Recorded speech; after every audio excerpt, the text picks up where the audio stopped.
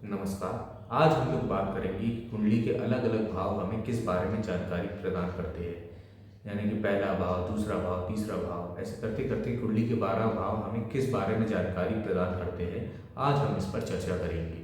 तो सबसे पहला भाव हमारी कुंडली का लग्न भाव होता है।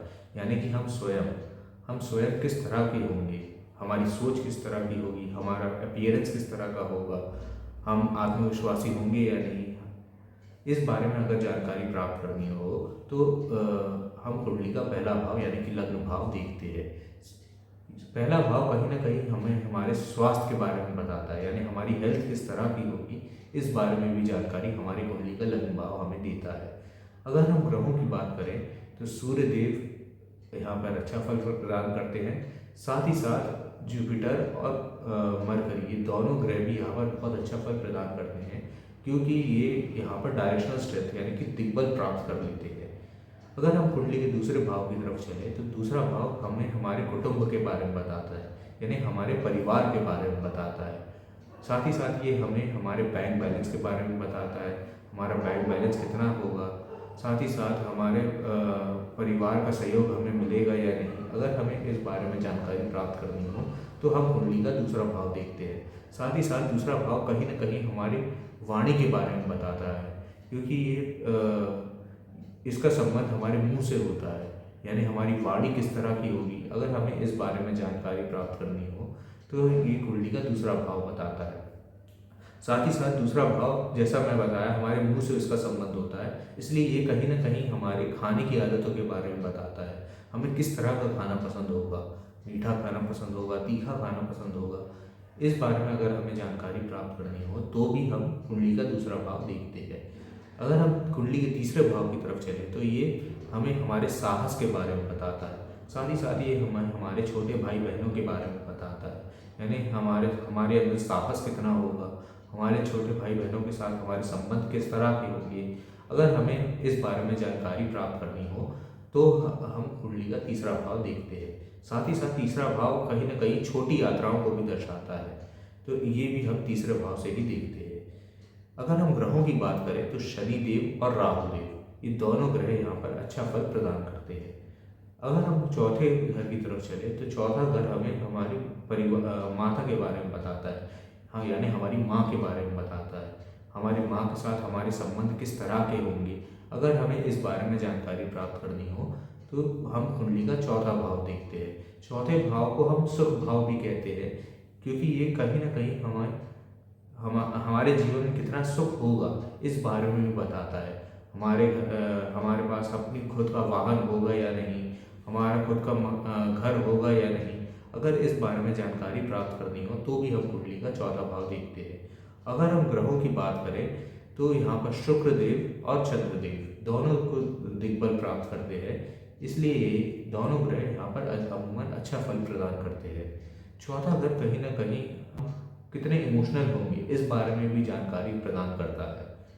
इसके बाद अगर हम अपनी कुंडली के पांचवें भाव की तरफ चलें तो पांचवा भाव हमें हमारी संतान के बारे में बताता है। साथ ही साथ ये हमें हमारे विजडम के बारे में बताता है, यानी हमारी संतान किस तरह की होगी, हमारे संबंध हमारे संतान के साथ किस तरह के होंगे।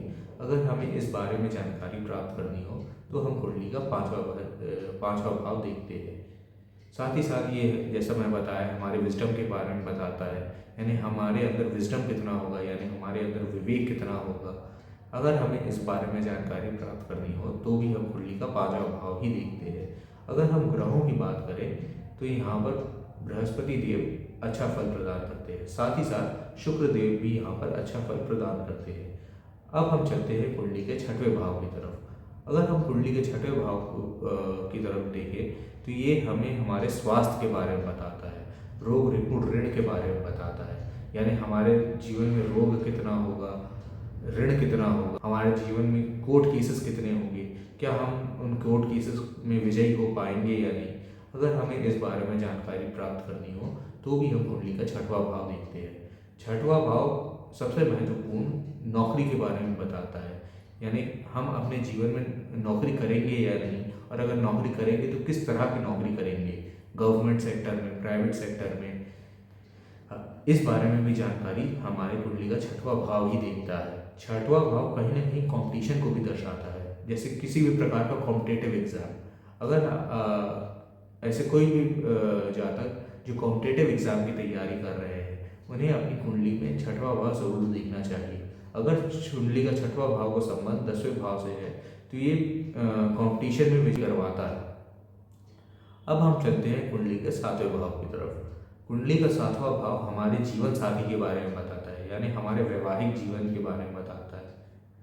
साथ ही साथ ये हमें हमारे बिजनेस के बारे में बताता है, हम अपने बिजनेस में सक्सेसफुल होंगे या नहीं, इस बारे में अगर हमें जानकारी प्राप्त करनी हो तो कुंडली का 7वां भाव देखा जाता है।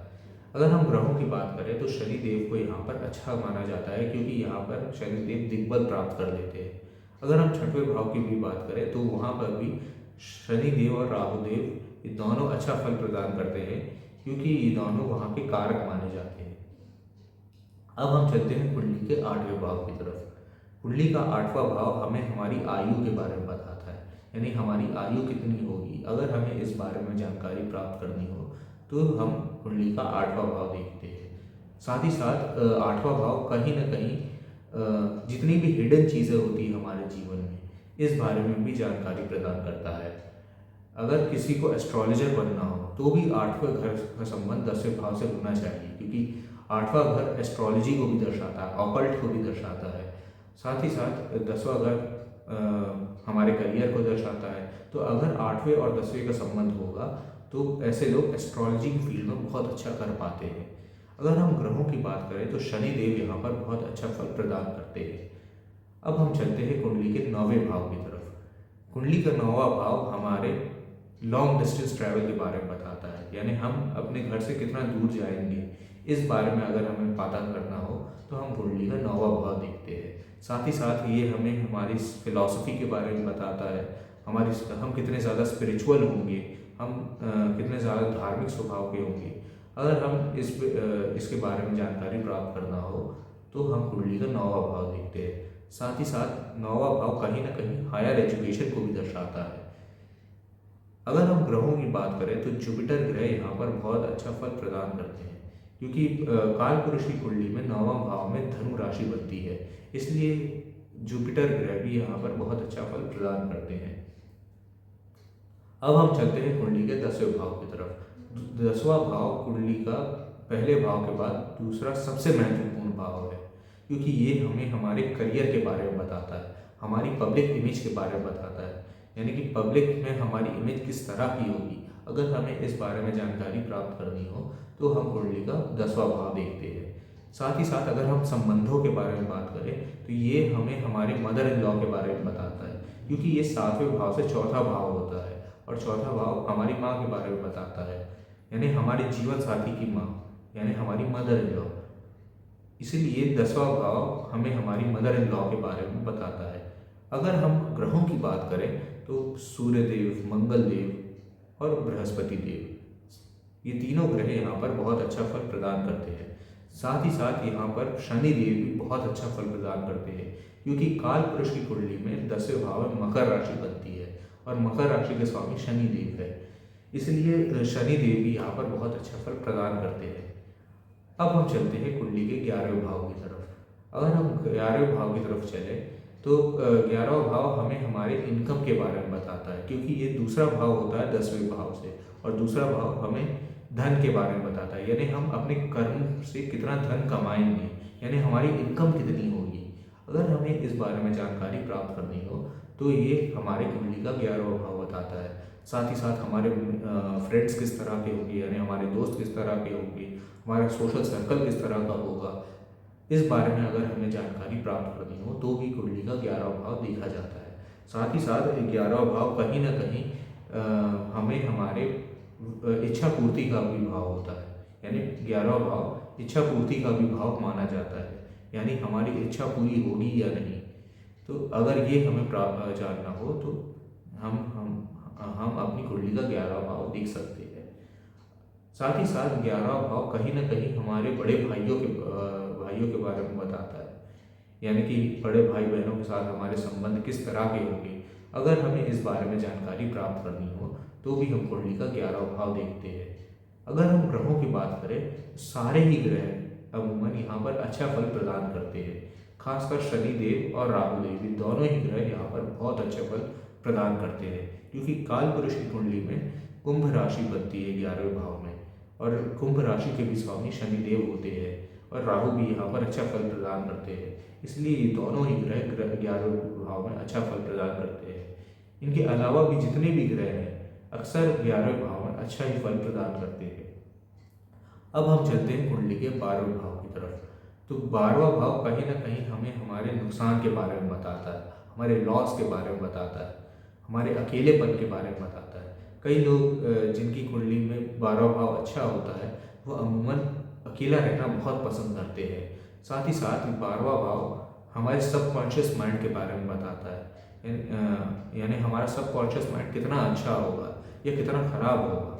अगर हमें इस बारे में जानकारी प्राप्त करनी हो तो हम कुंडली का 12वां भाव देख सकते हैं। साथ ही साथ 12वां भाव कहीं ना कहीं फॉरेन लैंड में अपने खुद का घर होने के बारे में जानकारी देता है। वैसे तो फॉरेन लैंड के बारे में अगर जानना हो, यानी फॉरेन ट्रैवल के बारे में जानना हो, तो हम कुंडली के 9वें भाव से देखते हैं। लेकिन 12वां भाव कुंडली के 9वें भाव से चौथा होता है, यानी कि फॉरेन लैंड में हमारा खुद का घर। इसीलिए 12वां भाव फॉरेन लैंड में हमें हमारा खुद का घर प्रदान करवाता है। अगर हम ग्रहों की बात करें तो शुक्र ग्रह और केतु ग्रह यहाँ पर बहुत अच्छा फल प्रदान करते हैं। साथ ही साथ यहाँ पर बृहस्पति देव भी अच्छा फल प्रदान करते हैं, क्योंकि अगर हम काल पुरुष की कुंडली देखें तो 12वें भाव में मीन राशि बनती है, यानी कि बृहस्पति देव की राशि। इसलिए भाव में बृहस्पति देव अच्छा फल प्रदान करते हैं। धन्यवाद।